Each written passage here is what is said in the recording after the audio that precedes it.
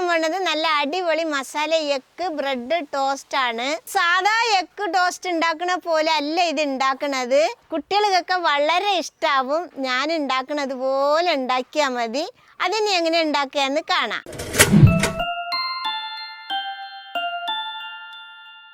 അതിന് വേണ്ടിയിട്ട് നമുക്കൊരു കോഴിമുട്ടേനെ പൊട്ടിച്ചങ്ങോട്ട് ഒഴിച്ചു കൊടുക്കാം.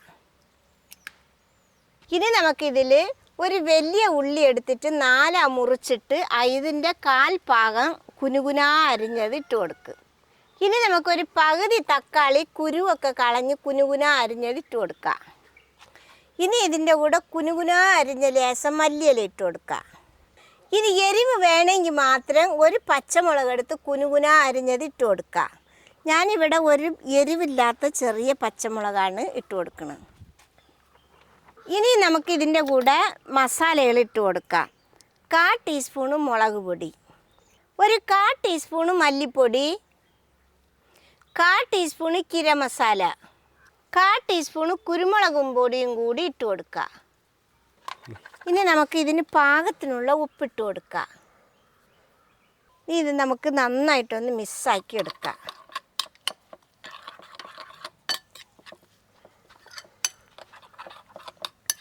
ഉപ്പും മസാലയും എല്ലാം മുട്ടയിലൊന്ന് മിക്സായി വരട്ടെ.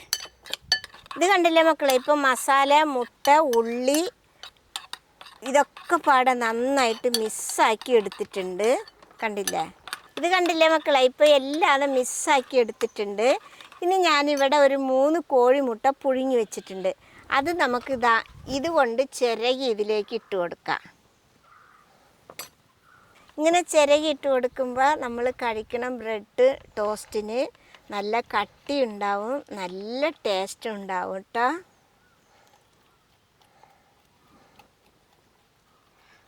ഇത് കണ്ടില്ലേ മക്കളെ, നമ്മുടെ മുട്ട നന്നായിട്ട് ചിരകി എടുത്തിട്ടുണ്ട്. ഇനി നമുക്ക് ഇത് കൂടി ഒന്ന് മിക്സാക്കി എടുക്കാം. കോഴിമുട്ടയിലൊന്ന് നന്നായിട്ട് മിക്സായി വരട്ടെ കേട്ടോ. ഇതേപോലെ വേണം മിക്സാക്കി എടുക്കാൻ. ഇനി ഇത് ഇവിടെ ഇരിക്കട്ടെ. ഇനി നമുക്കിതിനെ ടോസ്റ്റ് ചെയ്തെടുക്കാം. അതിന് വേണ്ടി ഞാനൊരു ദോശ ചട്ടിയാണ് അടുപ്പത്ത് വെക്കുന്നത്. അതൊന്ന് ചൂടായി വരട്ടെ. ഇനി നമുക്കിതിൽ ഇച്ചിരി ഓയിൽ പുരട്ടി കൊടുക്കാം. ഓയിലോ നെയ്യോ എന്താ വെച്ചാൽ പുരട്ടി കൊടുക്കാം. വെളിച്ചെണ്ണ മാത്രം പുരട്ടരുത് കേട്ടോ. വെളിച്ചെണ്ണ പുരട്ടുമ്പോഴേ അതിൻ്റെ ടേസ്റ്റ് വേറെ ആയിരിക്കും. അതൊന്ന് ചൂടായി വരട്ടെ. ഇനി നമുക്ക് ഒരു ബ്രെഡ് എടുത്തിട്ട് കയ്യിലെങ്ങനെ വെച്ചിട്ട് നമ്മൾ മിക്സാക്കിയ മുട്ട ഇതിൻ്റെ മേലെങ്ങനെ വാരി വെച്ച് പൊതിഞ്ഞു കൊടുക്കുക. മേൽഭാഗം മാത്രം കേട്ടോ. ഇനി ഇതിനെ നമുക്ക് ചൂടായ ചട്ടിയിലേക്ക് വെച്ച് കൊടുക്കാം. കമത്തി അങ്ങോട്ട് വെച്ച് കൊടുക്കാം. ഇനി നമുക്ക് അതിൻ്റെ കൂടെ ഒരു ബ്രെഡും കൂടി അതേപോലെ വെച്ച് കൊടുക്കാം.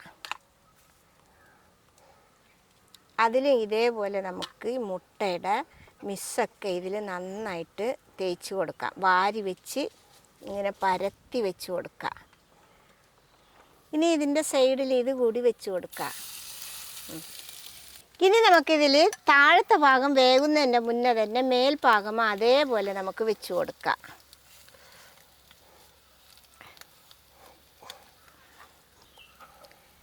ഇതിലും അതേപോലെ വെച്ച് കൊടുക്കാം.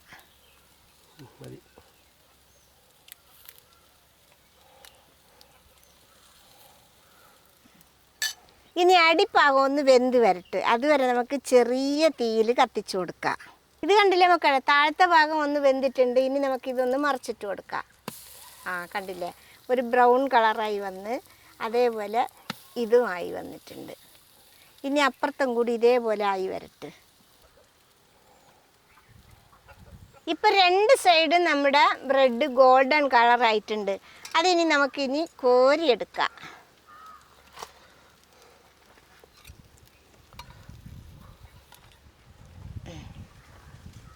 ഇത് കണ്ടില്ലേ മക്കളെ, ബ്രെഡ് ടോസ്റ്റ്. ഇത് കണ്ടില്ലേ, അടിയിൽ മേലെയൊക്കെ ലെതർ പോലെ വന്നിട്ടുണ്ട്, ലെയർ പോലെ. കണ്ടില്ലേ, നമ്മുടെ ബ്രെഡൊക്കെ മുട്ടയിലങ്ങ് അലിഞ്ഞ് ചേർന്ന് നിൽക്കണ്. അപ്പം നമ്മുടെ ബ്രെഡ് ടോസ്റ്റ് അടിപൊളിയായിട്ട് വന്നിട്ടുണ്ട് കേട്ടോ. സാധാ പോലല്ല, ഇതിലൊരു 2-3 ലെയർ പോലെ, മറ്റേ കോഴിമുട്ടയുടെ അവിടെ അടിയിലും മേലെയും. ഞാനെന്തായാലും ടേസ്റ്റ് നോക്കാം.